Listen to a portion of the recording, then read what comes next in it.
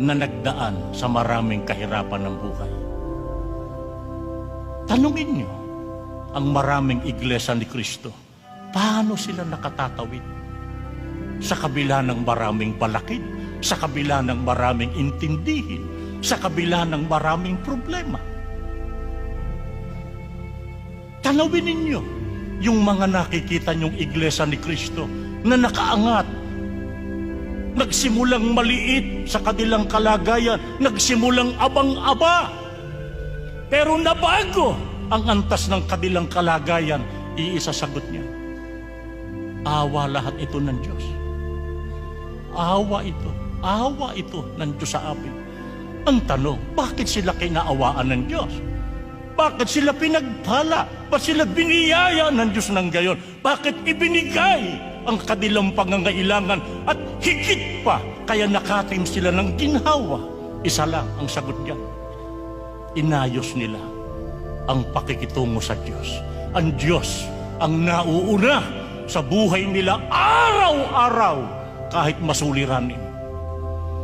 Makumbinsi sana namin kayo, mga kapatid, na kayo man, kahit anong problema ang bumangon, unahin niyo ang Diyos. Pag may problema, sa Kanya kayo kaagad tumakbo.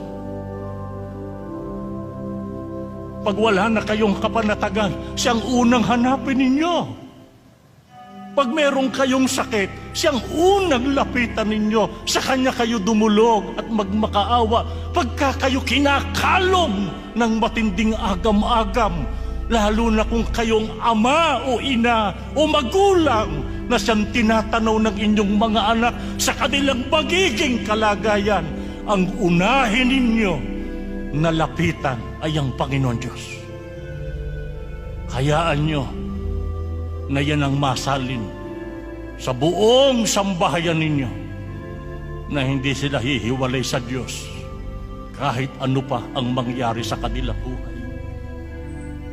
Pagkaganyan, nakatitiyak tayo.